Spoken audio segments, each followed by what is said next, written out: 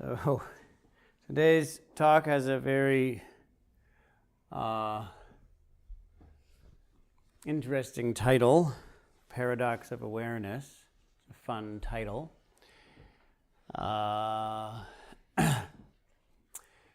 It refers to the fact that as we become more aware of things, they change, often in unexpected ways. They change in ways that are paradoxical. It would seem as if, as we became more aware of something, one thing would happen, but instead a different thing happens. And it's very important for us to pay attention to these paradoxes, pay attention to these unexpected consequences of awareness, because in general, they point out a fundamental flaw in our understanding of the world, in our understanding of the way things are. If we become more and more aware of something, and what we expect to happen doesn't happen, but something else happens instead, then probably there was something wrong with our expectations. The only other possibility is that there's something wrong with the world. And there's not.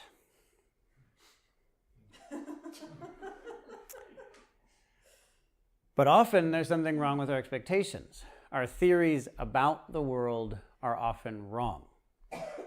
Our ideas about the way things are often need to be corrected by careful observation. And basically what we do as we practice is observe so carefully that our theories are overthrown. Our theories about things are proven incorrect. Now, it's important to know, even before we explore a few examples of this, that the problem of evidence failing to support our theories, this is a problem that exists throughout human civilizations and eras, and is one that each next era attempts to resolve. And so far, we haven't had a lot of success at this.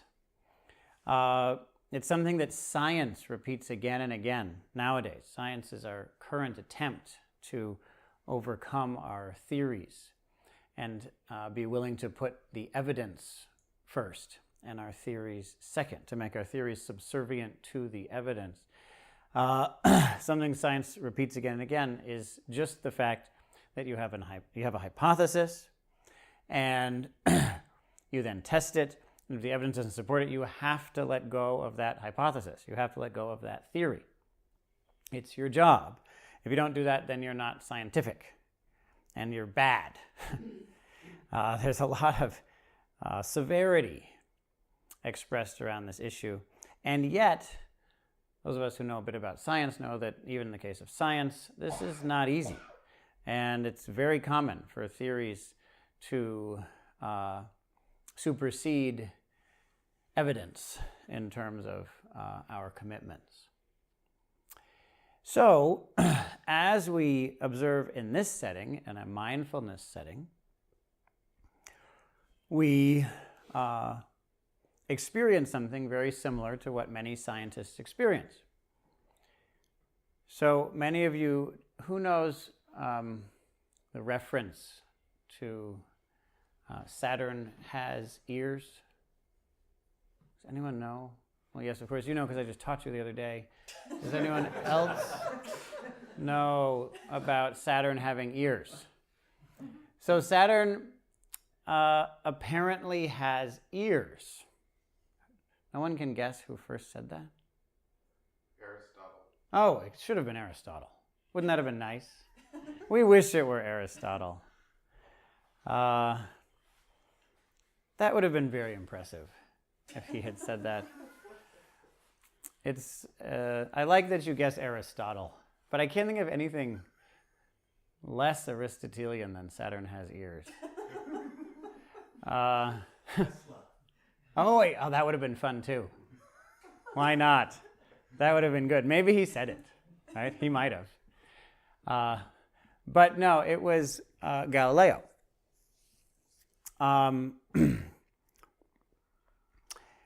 So a while back, we invented a very interesting device, fascinating device, called a telescope. Yes? Now, what does a telescope do? Does anyone know? It does something, and it doesn't do something if you do something. Yes? So if you do something, it will do something and not do something else. It modifies the flow of light. Exactly. And how does it do that? Through lenses or mirrors that are Yep. convex or concave. Exactly. And in this case, it was lenses because it was just when they were invented. Yes, they didn't have mirrors for this yet. And how does a telescope modify it? Does it make things? Yes. So do things get smaller? Well, it focuses the light onto a smaller point. Which means that it looks Bigger. Okay? The image looks bigger. And what that means is that you can see things that you couldn't see before. Correct? Okay, so you take a certain area like this and you exclude this area, make it bigger. This is what it looks like, as you say. The actual dynamics of it are a little bit different, but let's not get into how it actually works. Let's just say what it does. It expands this area. And when it does that, it becomes possible to differentiate aspects of the image. Does this make sense? So you're looking at something and you can't tell the difference between two parts of it, but with the telescope you can tell the difference between those two parts of it. Okay, so you can see differentiation where you couldn't previously. And it also doesn't do something. What does it not do? Assuming the lenses are made well. It doesn't change it. Precisely. It doesn't change what's there. It just expands what's there so that you can tell the differences between things. Okay? If you do what? Look. Yeah, look is good. That's good. That's good. What is look? How would you put look technically? Yeah, focus, which is to say that you point the telescope at something, and then you keep it relatively still. Correct? Okay, so this, what I just described, is exactly what mindfulness is. It's a perfect metaphor for mindfulness, or almost perfect metaphor for mindfulness. With mindfulness, you focus your attention on something so that it stays there. It's not going all over the place. It actually stays there. Once you do that, you need to know how to do two things. One is see it so clearly that you can tell the difference between things that you couldn't previously tell the difference between. And two, not change what's there with your stories and your filters and your assumptions and your preferences. But instead, to be able to see what is there, not manipulate it or change it. And because of that, it becomes possible to tell the difference between things so that things that appeared to be one appeared to be two. Does that make sense? Did you get that? Things that appeared to be the same thing turn out to be two different things, but you couldn't see that before. Does this make sense? Before, you couldn't see. It looked like it was just one thing, but then it turned out to be two things. Or something wasn't visible at all, but then it becomes apparent. So the story goes, you can imagine what Saturn looks like. Yes? Many of you may know what Saturn looks like. Okay, so Saturn is a planet, which means it's round. Planets have to be round. If they're not round, they're not planets. Almost round, at least. Have to be relatively round. Otherwise, they're just... Spherical. What? Spherical. Yeah, spherical. Thank you. They have to be spherical, relatively spherical. And sometimes they have moons that go around them. Sometimes they have a lot of little moons that go around them. And sometimes those lots of little tiny moons, satellites, become rings. Now, Saturn has a lot of very impressive rings that orbit around it. All right, and you can imagine it there in the sky. When we look at it with our naked eye, it just looks like a dot, a totally round point of light. But if you look at it with a telescope, then you'll see that it has these two bulging ears sticking out of it. Yes? Does that make sense? You can imagine how it would look like their ears if your telescope wasn't all that good, so that you couldn't tell that they were rings. And the angle of the planet has to be correct and all that. But anyway, when we, human beings, first saw Saturn with enough clarity to see the rings, it wasn't enough clarity to see that they were rings. And it looked like two lumps. And therefore, its famous quote, Saturn has ears, because it looks as if Saturn has ears. Now, if you look even closer, you see that they aren't ears, they're rings. Now, this is an example of the paradox of awareness, because you're looking at a planet, and everybody knows what a planet looks like. It's obvious. And then you look closer, and what do you see? You see that a planet has ears. Well, that seems strange. It seems strange that a planet would have ears.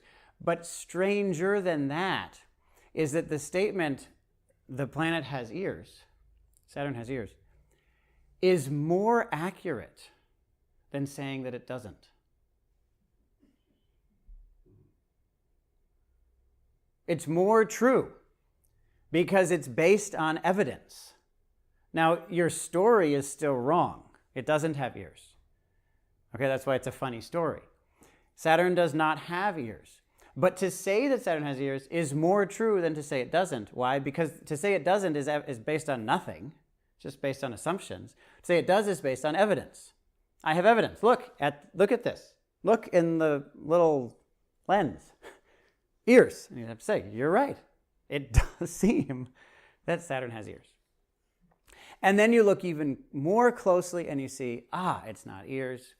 It's a ring. It's rings. Interesting. And then that makes a bit more sense again. And then everybody says, oh yeah, well, of course Saturn has rings. Why are we even talking about this? Everyone knows that. You just go up and look on images on the internet and you can see it for yourself. But wait, are you seeing it for yourself? No, you're not seeing it for yourself. Not at all. So, mindfulness is the way you see this for yourself. And you can say, well, in science, it doesn't really matter whether you see it for yourself or whether you just see an image on the internet. But in mindfulness, it does matter. Why? Because mindfulness actually matters. That's why. Because this actually makes a difference. Whether we do mindfulness has an impact on how we live, has an impact on the one thing that actually matters, which is the resolution of suffering. Whether a planet has ears doesn't matter. Whether we suffer matters. Whether there is suffering, whether suffering is resolved actually matters. So what does it look like to start to examine suffering? Well, here's a good example. Many of you know about this as well. If you show a picture of a little girl who lives in a place without that much water, let's say. You have a picture, little girl, and you explain to people on the street, this little girl doesn't have enough water. If you give me $5, I can get her water. I can get enough water for her. Okay?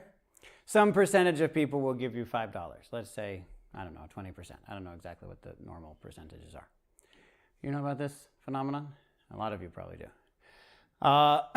If you hold up a picture of two little girls, and say, look, here's a picture of two little girls. They live in a place without that much water. But if you give me $5, the same amount of money, if you give me $5, I can get water for both of them. Do you think that the 20% goes up or down? It drops. It drops.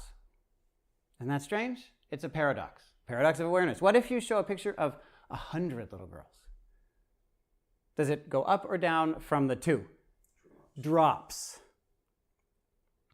Fascinating, isn't it?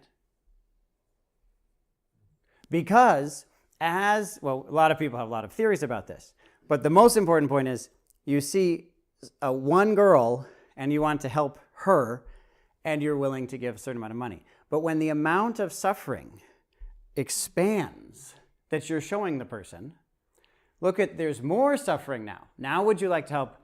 That's kind of a lot of suffering. I don't know, that's sort of, I'm busy. I'm pretty busy.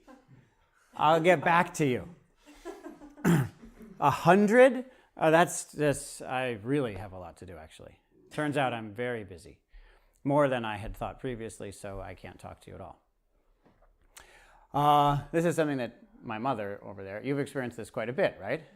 It's very common that as you expand the scope of suffering that people are aware of, our tendency to act declines. It's very strange.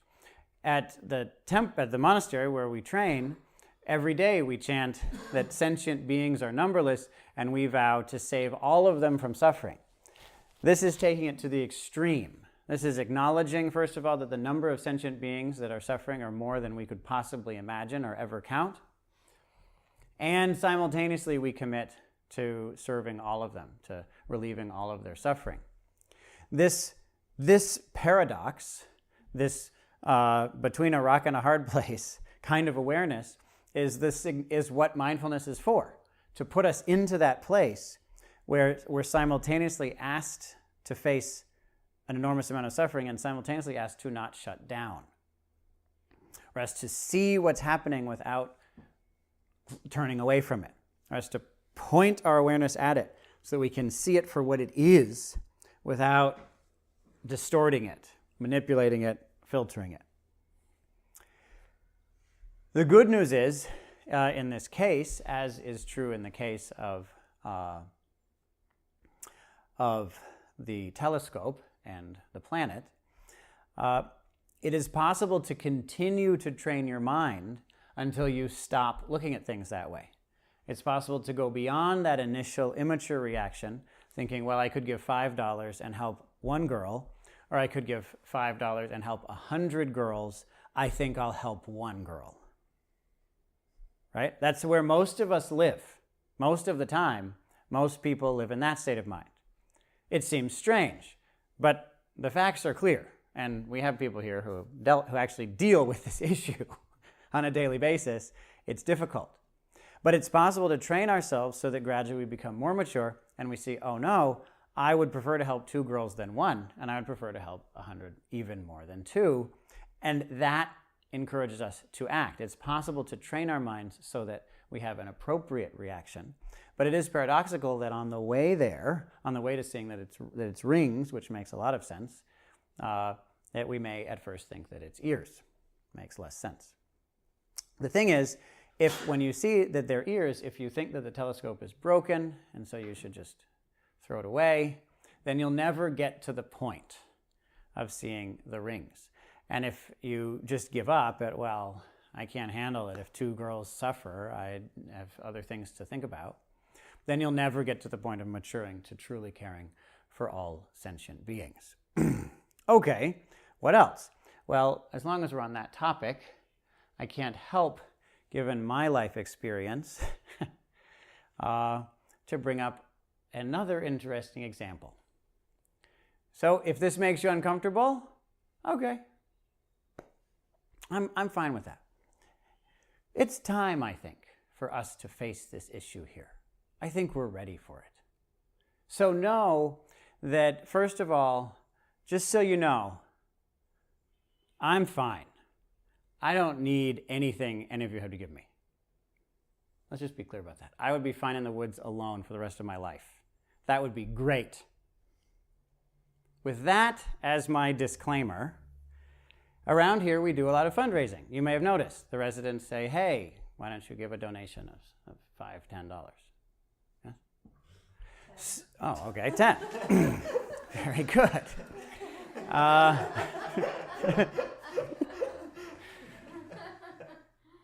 What I found in teaching the way I teach a lot of different ways. I've tried a lot of different funding models, let's say. Sometimes it's just a flat-out payment. You have to pay this amount. Other times it's a donation. And there are a lot of other models I've tried, actually, many. But here we've come to donations. And what's interesting is that when you bring up a donation, when you say, would you give a donation? What you're asking people to do is to become intentionally aware of payment. That's what a donation is. A donation means we are not trying to hide the fact that you're going to give money. We're trying to bring that out into awareness. That's the difference between a payment and a donation. If it's a payment, then you see what people do. They tell it to you, but only because you need to know in order to give it to them. It has to be consensual. But they don't want you to think about it. They want you to think about all this other stuff. But if it's a donation, then you actually have to think about it. You have to decide. You have to consider how much. Is it $10? Is it $5? Is it $100? What is it? I don't know. Well, what should it be? I don't know that either. What are other people doing? I don't even know that. Oh boy, there's so much to think about. And I don't really like thinking about this. It's awful. And so we find that, in fact, people give more money when it's just a payment. You just say, pay this amount. Don't donate. Pay. People like that. People like it when you take their choices away from them. People like it when they don't have to think. They don't have to consider it, because if they have to think and consider it, they have to be aware of the fact that they're not going to have that money. And it's not nice to be aware of that. It's better to just have a bill, pay it, and not consider the fact that you just gave away money. It doesn't matter, it's just gone. Okay, get on with my day. Different from, okay, I choose to do this. So it's actually good, as we see. It makes sense financially for an organization to have payments and such. So then you might ask, why don't we do that? You would be happier. Yes, you would. Everyone here would like it better. Oh, it'd be so nice. Why don't you just charge us $10? I could just get a monthly membership. Then I only pay once a month. How about a yearly membership? Oh, then I only pay once a year. I never have to think about it at all. Why? Because this is a paradox. It's strange that we don't want to be aware of what we're doing with our power. Isn't that strange? For our society, in our community, in our world, money has a lot of power. It has an enormous amount of power. It arguably has more power than anything else. When we have money, we have power. And it's fascinating that we don't want to know that.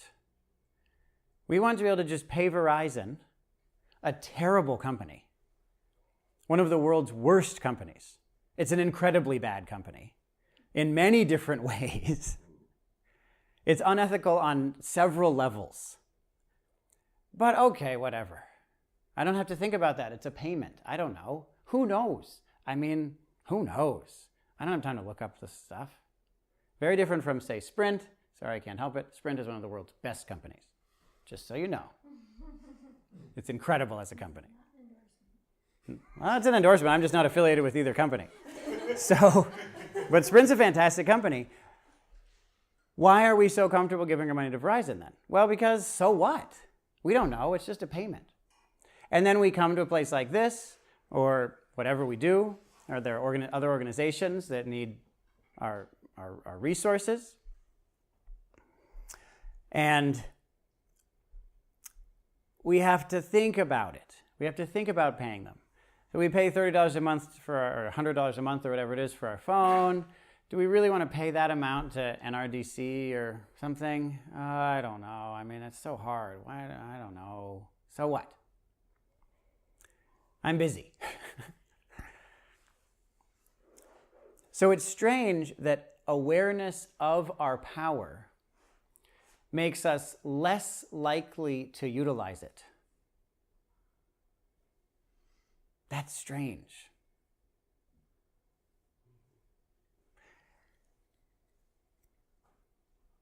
It seems as if an organization, a company, that doesn't want us to know, that just wants to take the money, should be less trusted. But that isn't how it works. Trustworthy organizations are trusted less than untrustworthy ones in our society, because that's how our minds work. The good news is that you can train yourself out of that. And one way to do that is to understand that when we give money, it's an opportunity for us to be happy, to be proud of ourselves. That's what we're getting out of it. We're getting out of it a spiritual practice. It's why here we have a donation, so that you're forced to acknowledge that you're using your power. And furthermore, you're forced to acknowledge that you're using it for something that you believe in. Because if you don't believe in it, you shouldn't be giving. You shouldn't be giving to something that you don't believe in, whether it's this organization or Verizon or whatever. You shouldn't be giving money to something you don't believe in. And so if you give money, then you're acknowledging that you are giving money to something you do believe in. And that's very healthy. That gives you a sense of self-confidence, and it brings forth a sense of compassion. It's the practice of relinquishment for the benefit of life on earth. That's what you're doing. That practice of relinquishment is the path to happiness for you. And that experience of compassion is a path to happiness for all beings.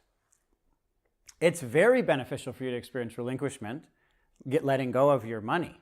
That's very healthy to experience. And it's very healthy to do that for the benefit of life on earth. And so right there, the giving is a spiritual practice. And it's a spiritual practice that isn't just this floofy, maybe I'll follow my breath kind of thing. Yes, I mean, yeah, you follow your breath, but you want to be sure that you follow your breath enough that your spending habits change. I'm serious. If you're not following your breath in a way that causes you to spend money differently, then you're not following your breath yet, as far as I'm concerned. The definition of meditation is that it changes your life. It makes your behavior more wholesome, more beneficial. That's what meditation is. If your meditation isn't doing that, then you're not meditating yet. That's okay. It can take a long time to learn how to meditate. Work on it.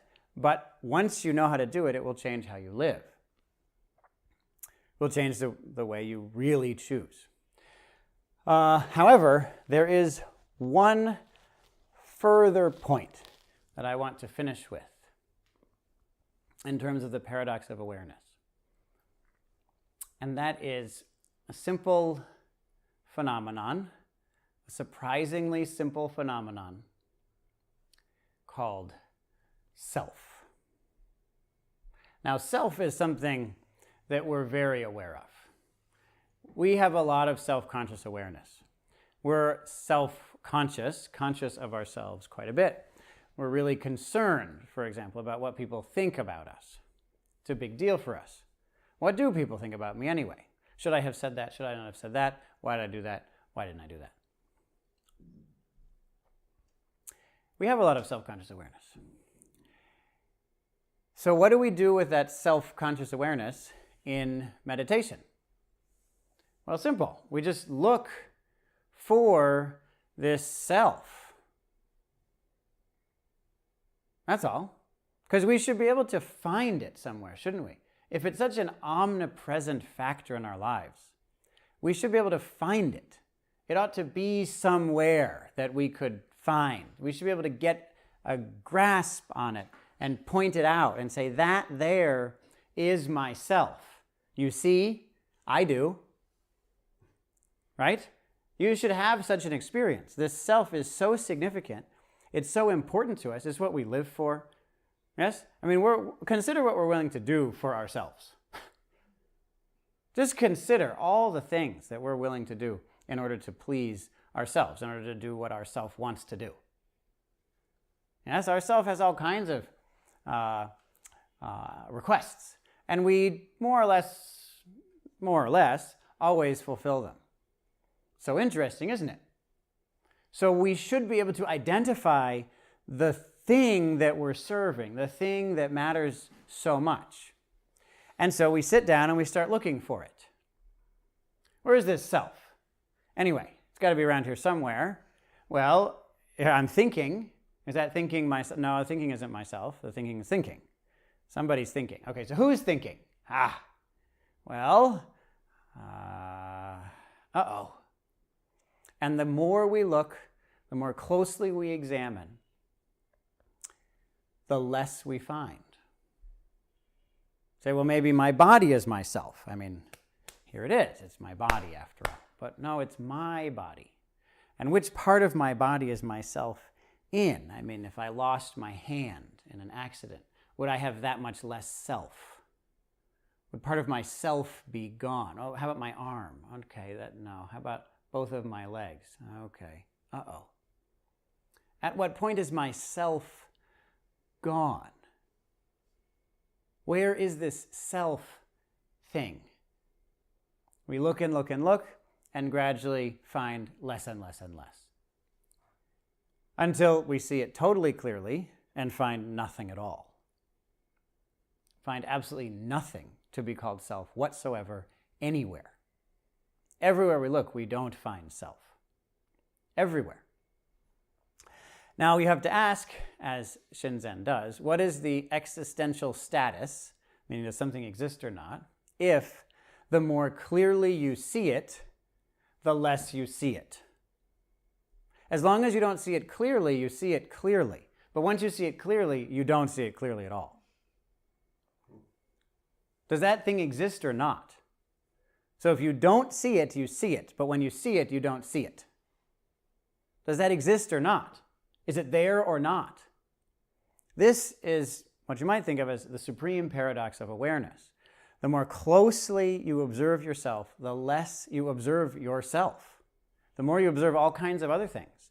Just like with the telescope, you're able to distinguish things. You're able to see, okay, well, here are some thoughts, and here's some emotions, and here's some other body sensations, and that's it. The whole thing can be explained with the interaction of those events, and yet none of those events are myself. So where is this self? And if you throw yourself in to that, then the self that you threw in is just gone. The you who threw it in, also gone. And there's an experience of liberation, of freedom.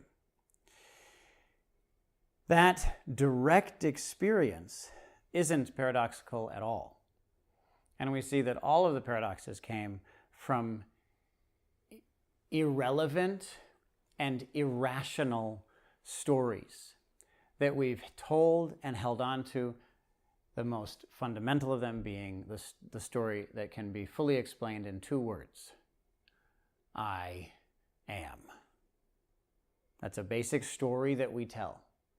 And we believe in it, and because we believe in it, regardless of any evidence that's presented, regardless of the countless pieces of evidence that are presented to us throughout the day, everything starts looking paradoxical and weird and confusing. But once we're able to break through that story, it's as clear as if we hiked up to the top of a mountain and saw a beautiful clear pool with the gravel and shells and shoals of fish swimming about. It's just as clear as that. So let's do a practice to clarify in that way.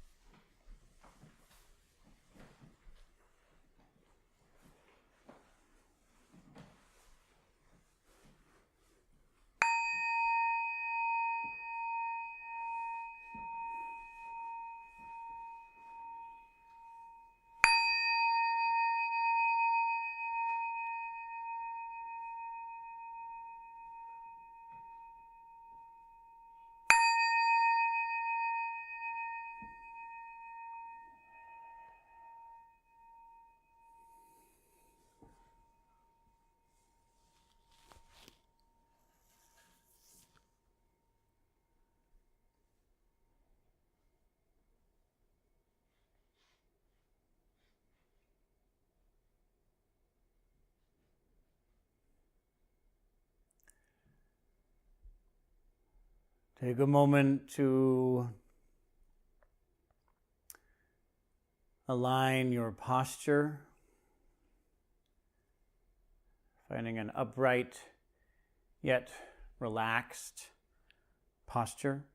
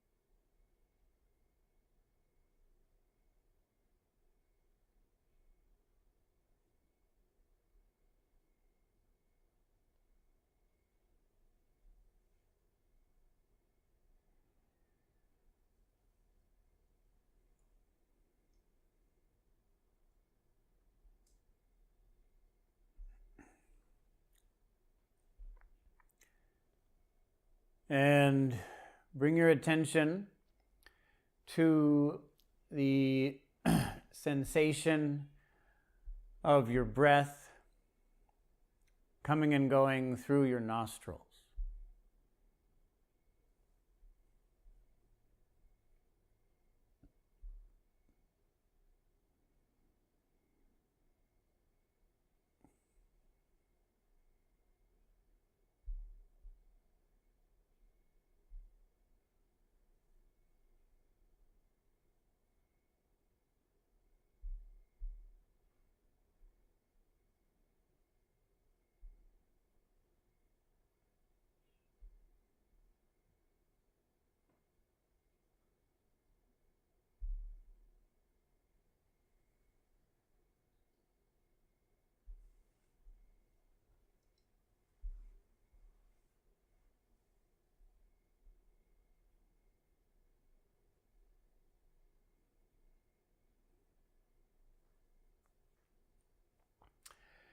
And attend to that sensation. The sensation of your breath coming and going through your nostrils. Or, if it works better for you, you can use your mouth. But you can still feel the breath coming and going.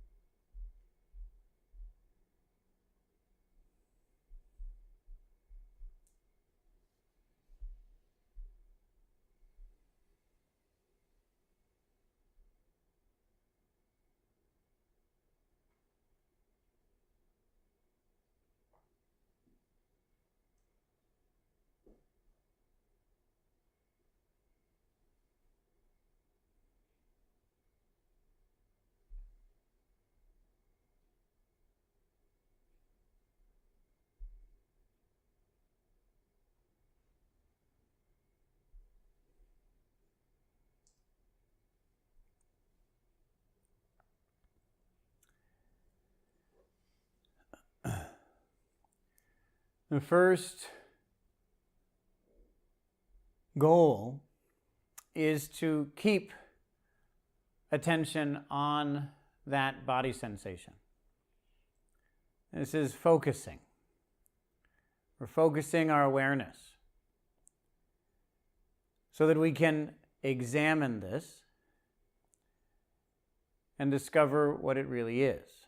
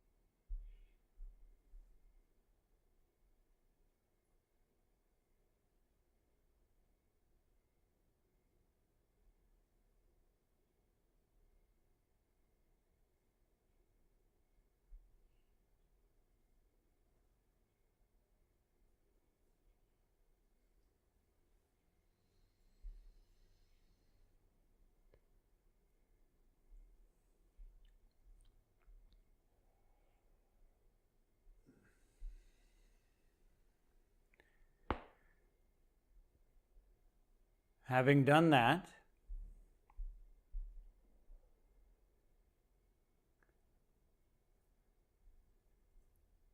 examine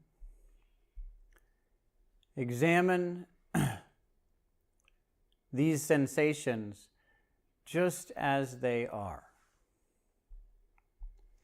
Examine the sensation of your breath just as it is.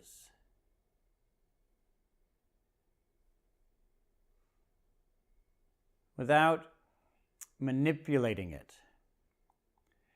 Manipulating it means telling stories about it.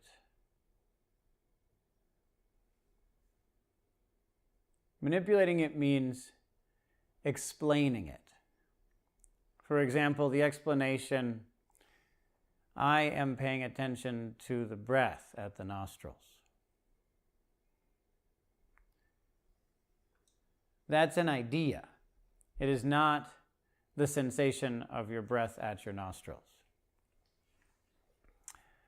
Or another story is, I am getting distracted. I'm not paying attention to my breath at my nostrils. I'm failing to do this. That also is not the sensation of your breath at your nostrils. The challenge is to focus on your breath at your nostrils while examining it just as it is, without manipulating it, which is to say, coming up with theories about it. Attend to the evidence. The evidence is what you feel in this moment, not what you theorize about what has happened or may happen.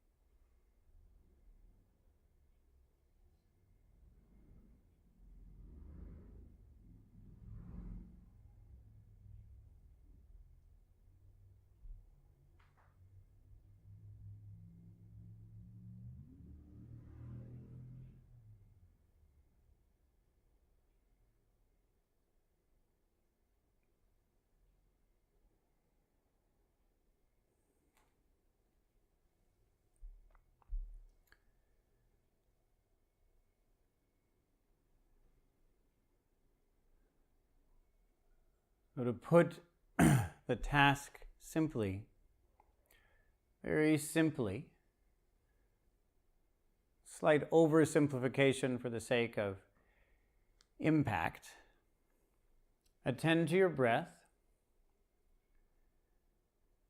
without telling stories about it or anything else, without theorizing about it or anything else. Attend to the breath sensations in this moment.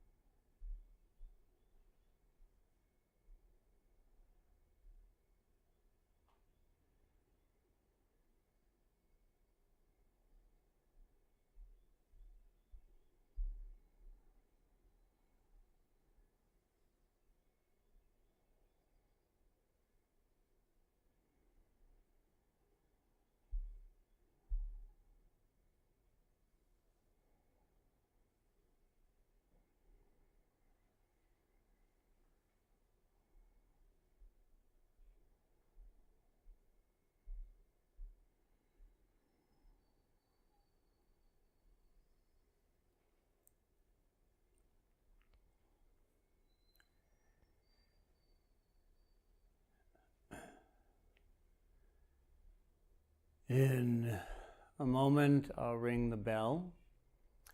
You're invited to continue this practice in motion. That may be while standing or stretching or walking around or getting some water. In any case, continue with this practice. As you move, continue to attend to your breath without being distracted by other stories or manipulating it by telling stories about it. Attend to the sensation of breathing at this moment.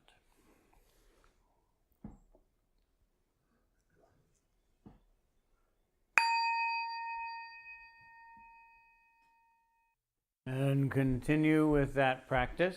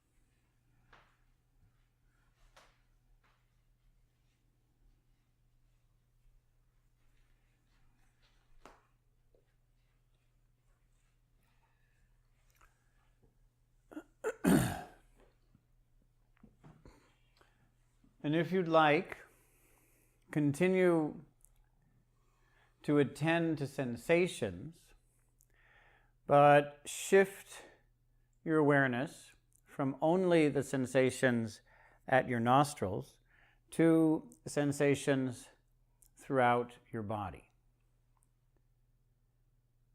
Pay attention to whatever you're feeling anywhere in your body.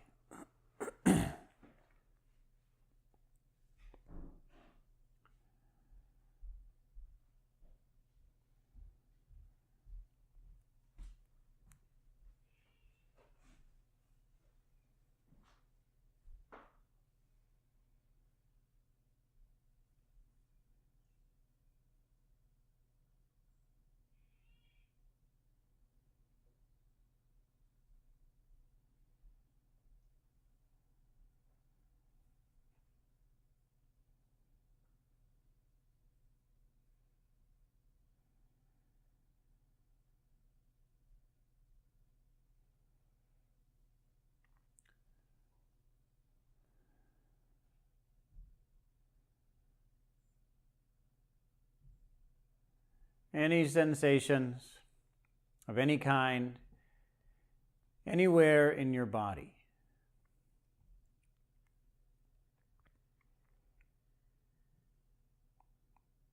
And once again, attend to that without getting distracted by stories you might be telling, you might be thinking up regarding other things, and also without manipulating the experience,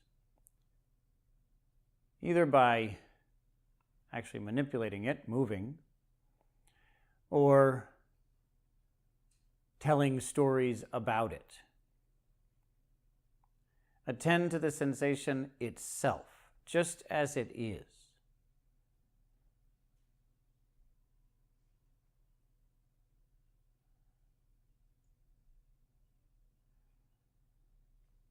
Without doing anything about it, without explaining it, without casting it in terms of me mine or myself. This sensation, just as it is.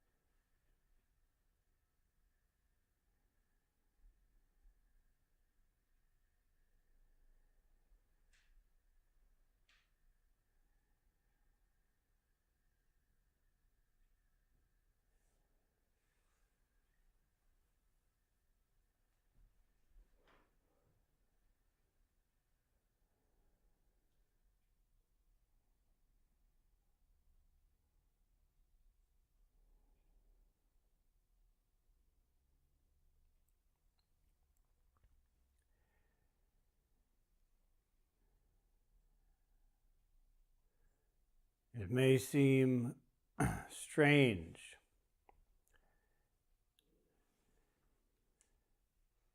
that we have difficulty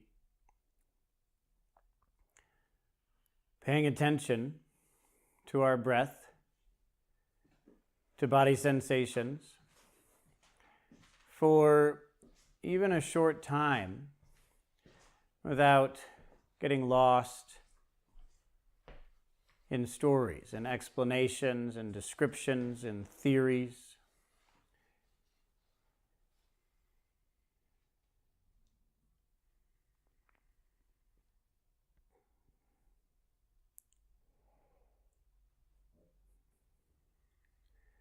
It may seem strange that we dedicate so much of our time to reiterating ideas about how things are.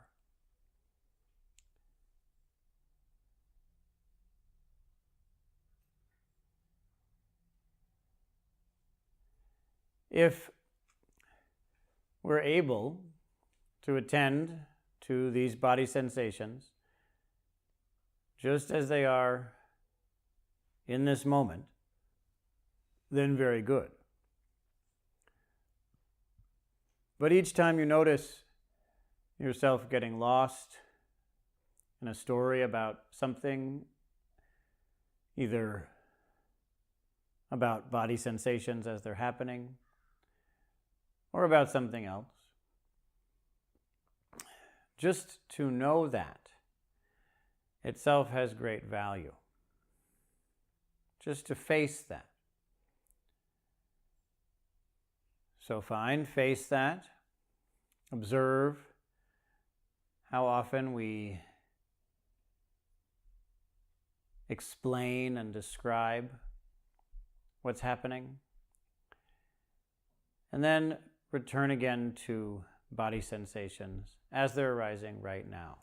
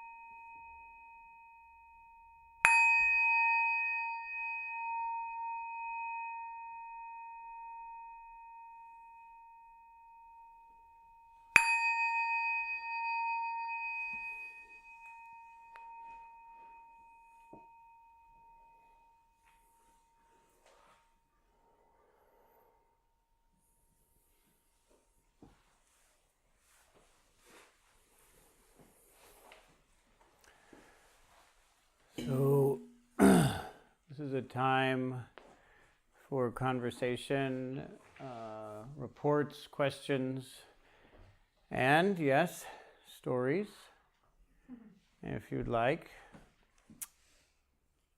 We're not saying that stories are bad, because that would be a story that would therefore be hypocritical. So, the time is yours.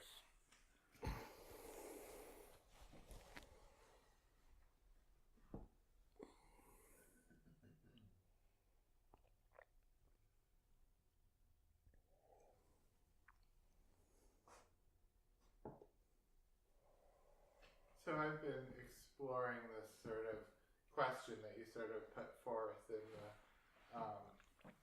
sort of the model of the donation that you were discussing earlier.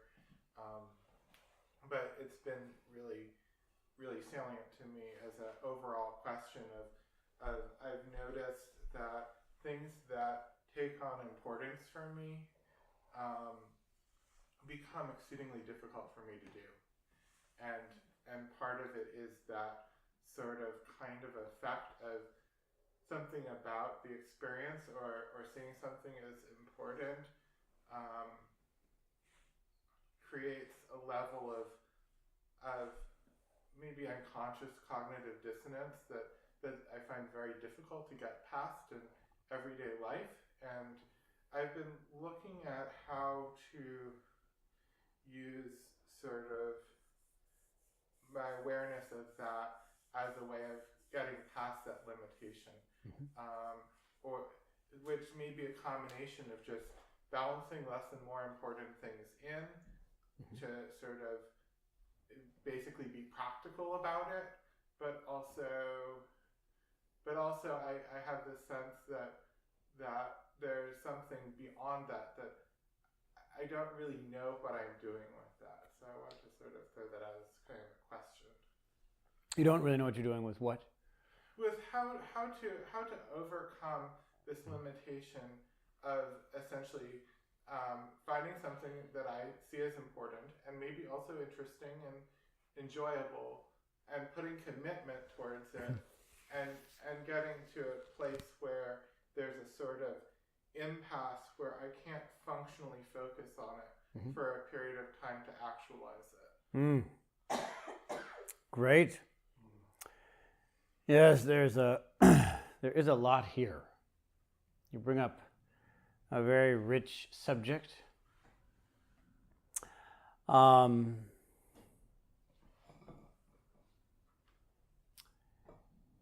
As you may know, we're coming from something we call the Monastic Academy. Yes?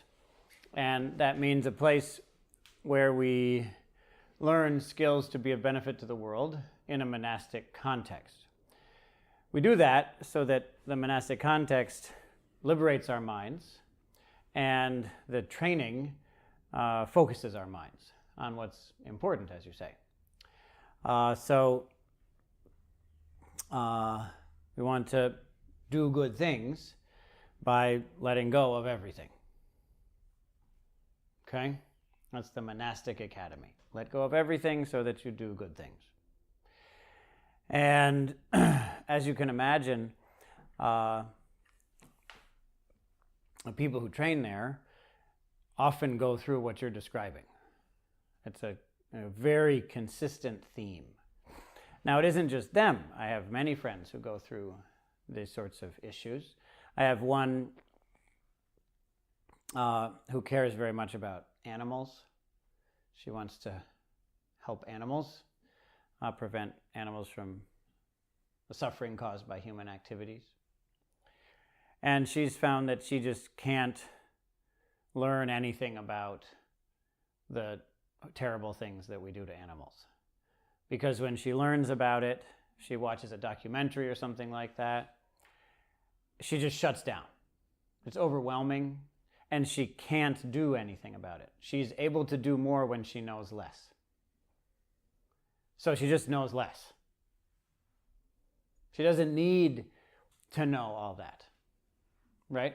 She doesn't actually need that information. She already knows bad things are happening. And she can maximize her impact by minimizing her knowledge. She knows enough. So she just knows that, and that motivates her to take action. She does take action. She's of benefit to the world, and that's enough.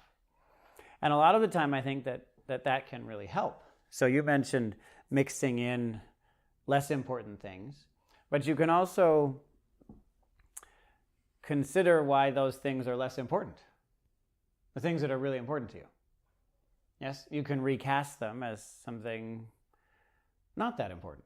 You can look at them in that way.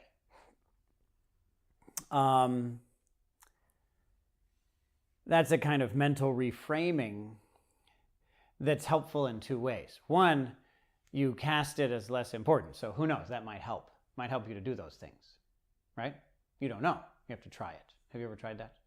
I sort of am doing that. Does it work? Kind of. Okay, good. So that's beneficial in itself. Yes, but there's another benefit that's greater than that. Okay? You can recast it as, well, this doesn't really matter, so I should do it. And that helps, perhaps, to a certain extent. But doing that consciously helps in a deeper way, because it allows you to be aware of the fact that your reaction to the thing that has to be done is malleable. Does that make sense?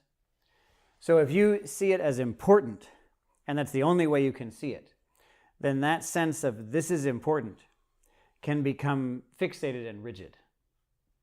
But if you know you can recast it as something not as important, then it isn't just that you now have two ways of looking at it.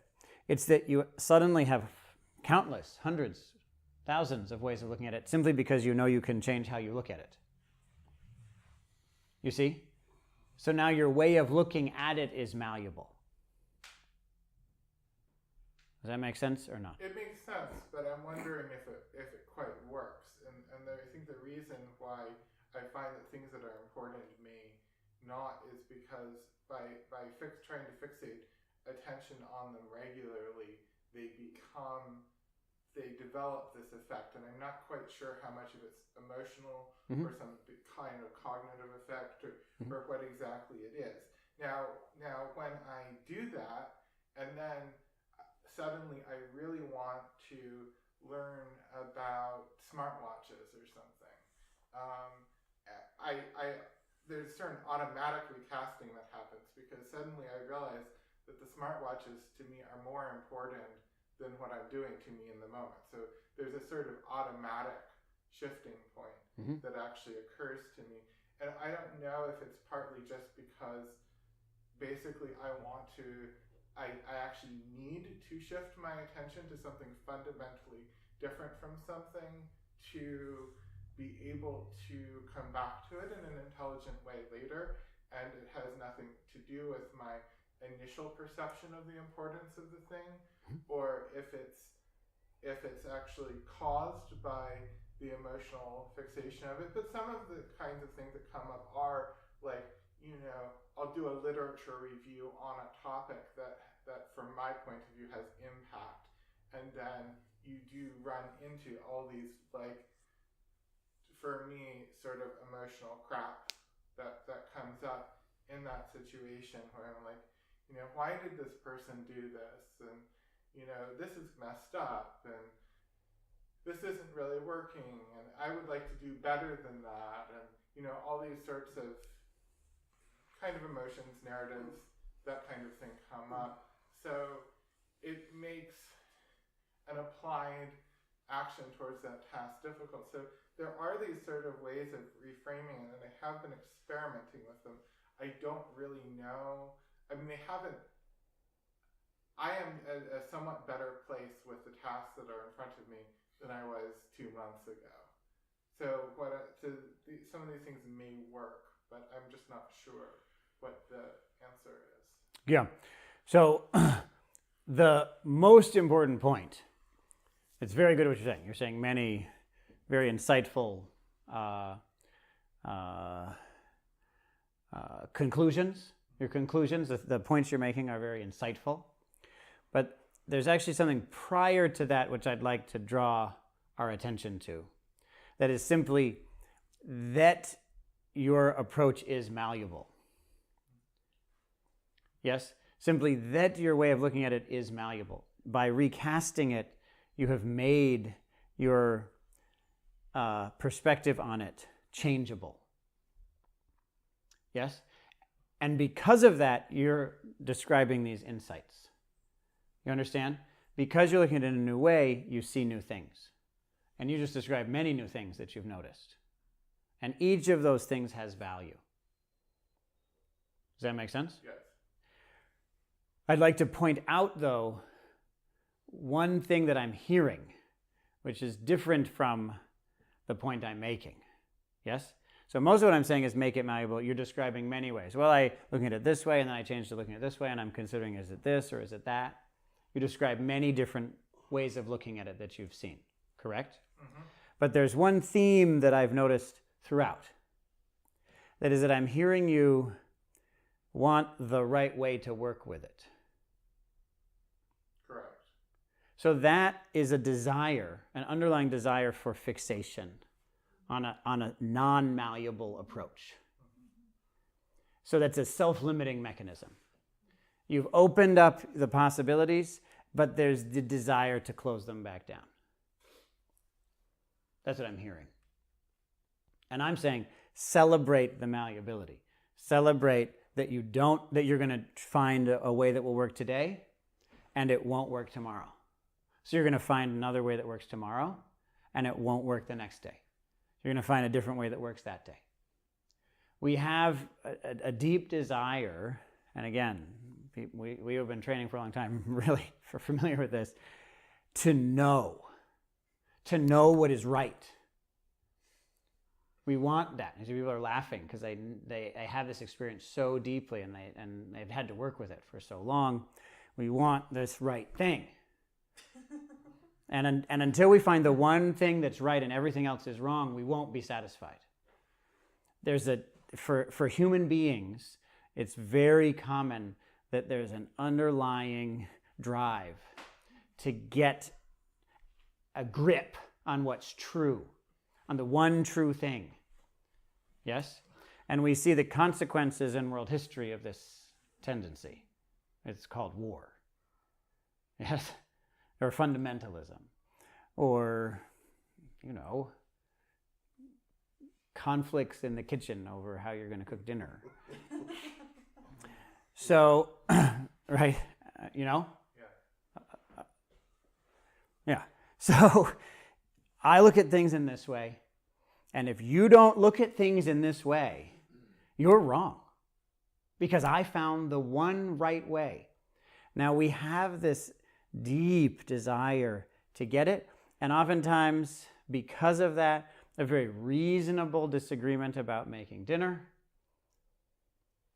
becomes acrimonious divorce and hatred. And you just realize, wow, you just don't get it. Right? But that actually started off because we were looking at ourselves and thinking, I just don't get it, but I want to get it. I want to get the right answer. So the first thing is celebrate the malleability. Celebrate the non-fixated approach. Okay? Which you're actually doing. You're described many different ways of looking at this. So you're doing that, which is very mature. I'm simply suggesting celebrate that. It isn't that we're going to do all that in order to get the right answer. So we're going to do all that because it has its own value. Does that make sense? So that's just the beginning. Don't worry. I can see you're not satisfied, but that's okay. We're moving forward. It's really important that we stay with that. But there's more to say. So I think your point about is it cognitive, is it emotional, that's very important to see. And I'd recommend, especially when you cast something as important, when you frame something as important, okay? Immediately notice what happens in your body and what happens in your mind. So take a moment, which means a minute, literally 1 minute or so. When I say a minute, I mean literally 60 seconds or so. Take a minute to observe, to say, this is important, this is an important topic, right? And then just don't do anything and observe what happens in your mind and your body now. Okay? What are the emotional reactions? What are the cognitive responses? Just wait and see what they are. And observe them carefully and know that it may be paradoxical. For example, another example from our daily life in the Monastic Academy, when people come, when people arrive, there's a great tendency that they have, that we have. I had it. We all have it for a little while, a few months, a year or so, which is to be very clear about how everyone else should change. You all are really doing this badly. And if you all would just change how you do everything, I would be better off. So do it. Why haven't you done it yet?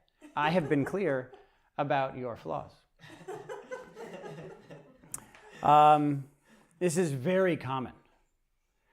We're dealing with it now, and we'll be dealing with it in 10 years because new people will come. And new people come, and it's a very common, I know what this place should be, and it's not that.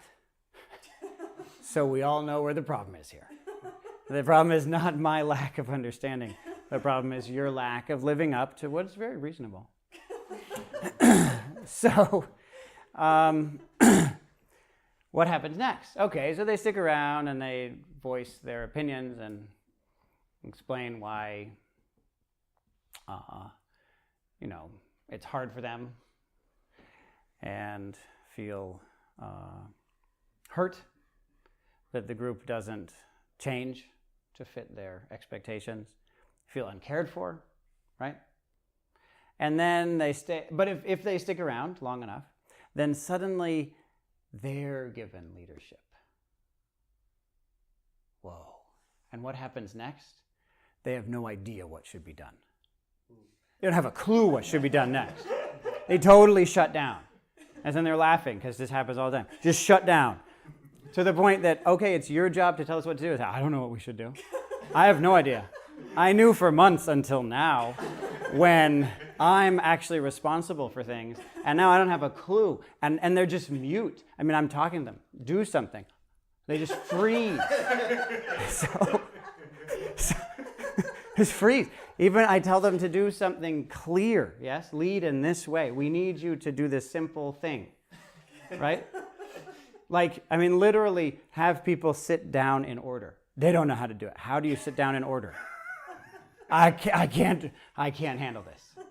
Not to mention, this isn't going into the complicated things that they used to be saying, all right, about confusing social dynamics, when they had a long prescription about how everyone should change in order to fit exactly the right way. Now they can't even figure out how to have people sit down, right? It's amazing how once things are on the line, we just get overwhelmed and we fall apart. But before that, we are certain. Yes?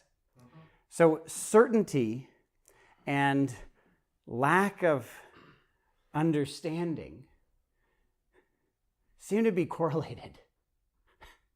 Isn't that interesting? Mm-hmm. The less you know and the less what you do matters, the more certain you are about what people should do, about how things should be. This is a paradox, you could say, and it's a real problem for human beings.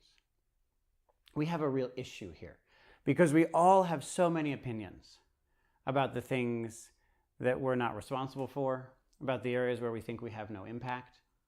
Yes, we have lots of opinions about what other people far away should be doing, but we don't have a clue about what we should even say to this one person who we love. Yes? That really matters to us, and we don't know what we should do.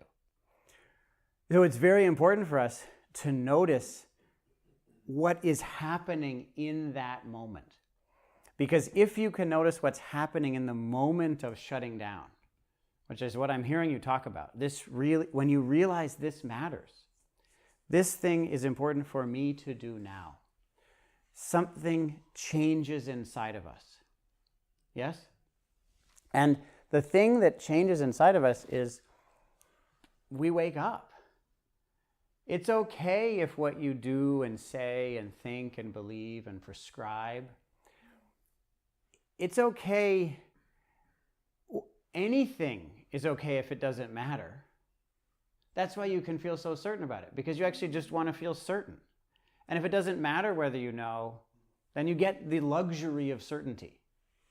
But once you grow up and wake up, because now it's time to speak up, and what you say is going to matter, that's the moment when you realize that all of that was a dream, that you were living in a dream of certainty.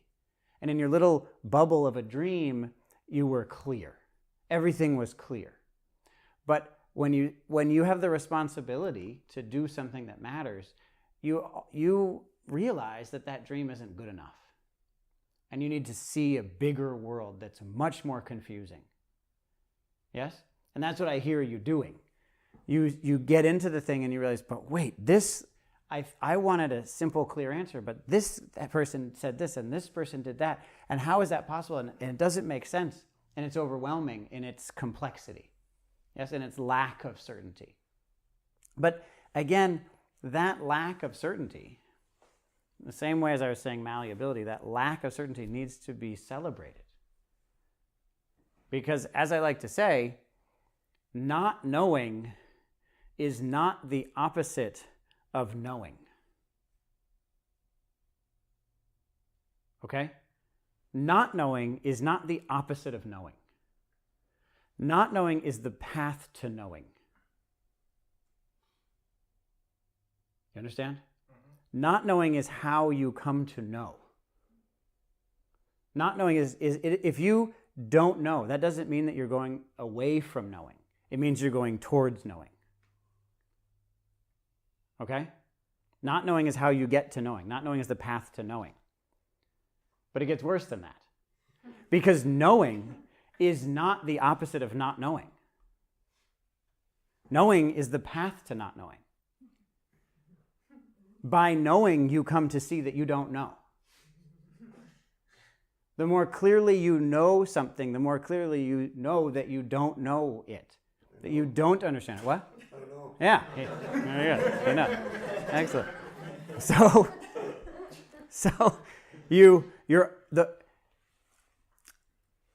it's just like the example. You know it's a planet. Okay, well look at it even closer. What is it now? Now it's a head with ears. What? And now look even closer. And now look even closer. And now look even closer. So yes, you see something as important, but I think that there may be an issue as we go into it and things become confusing, that we shut down because that isn't what we went in for. We went into this thing to know something, and all we're getting is not knowing, is confusion. And yet that confusion has to be celebrated. So I'd recommend, therefore, I only have 5 minutes left, but those three things. One, celebrate the malleability of view. Okay? That's the first thing. The third thing, I'll get to the second thing third. The third thing is celebrate not knowing. And then the second thing, which is really the third thing, because it's the one that really, because it's the method, is that as you cast the thing as important, and as you're moving through the process of it being increasingly complex, every now and then, stop for a minute or so and just observe the things that are happening in your mind and your body. That's it. Just observe them. Okay? And you may find things like, wow, I feel really uncomfortable about not knowing. I don't want to not know, I want to know. And just feel that gripping. Okay? Or you might notice, well, there's this thing that comes up which gives me very uncomfortable body sensations. I just discovered something that someone did or said and it's making me feel bad. I'm just going to sit with those sensations. Yes? I'm just going to come to terms with that without needing to explain them or understand them or put them in some kind of frame, but just This is the experience right now. So if you stop and stay with it, then gradually you will have a kind of clarity. And it's the kind of clarity that you can have. Okay? Because we want a certain kind of clarity, that being a story. I want to tell a story that's invariably true. We want that a lot. It's very common for us to want that. But there's a different kind of clarity that you can actually get. And that is clarity around your direct experience right now. That is clarity that you can have. And basically, the spiritual path is one of shifting our faith away from belief, confidence in the stories that we tell, and shifting it to confidence in our direct experience. Faith in this moment's experience. That's the clarity that actually makes a difference. How's that? Worrisome, but you know. Good. Well, be worried. What does it feel like to be worried? Well, I mean, the thing is... Oh. What does it feel like to be worried? Sort of, kind of, I'd use the word disoriented a little. Good. And what does it feel like to be disoriented? Sort of hazy and a little disassociated, maybe. Great. And where is that? Where is that? Like here. Perfect. Excellent. So there you go. That's the process I'm talking about. That's the shift in perspective. Does that make sense? Yeah. Away from the story about it to the direct experience of it. Mm-hmm. You mind if we continue on from there? Go for it. To a different question? You have 5 minutes. So. 5 minutes. Yeah. Oh, we have 1 minute. 1 minute. Yeah. The categories of knowing tied with the irony of not knowing. The motivation to know has this rigidity to it. Problem. And the wisdom is to admit that we don't know. And as you say, approach by not knowing what could be known. Then, if we know something without irony, as we say, a direct experience, instead of the doer trying to do and getting frustrated, there can be this experience of a whole other category of livity called beauty. Now, the irony of beauty is usually ugliness, the opposite. But if you really consider that, it's so subjective. It shifts. And it usually has to do with the ego's motivation being frustrated. Then I look in the mirror, I look ugly. But as soon as I'm not frustrated, the experience begins to talk to me. Beautification. It's a much different, because it's in the eye of the beholder. And it is pure meditation that is not having the trouble of knowing. Because it no longer is,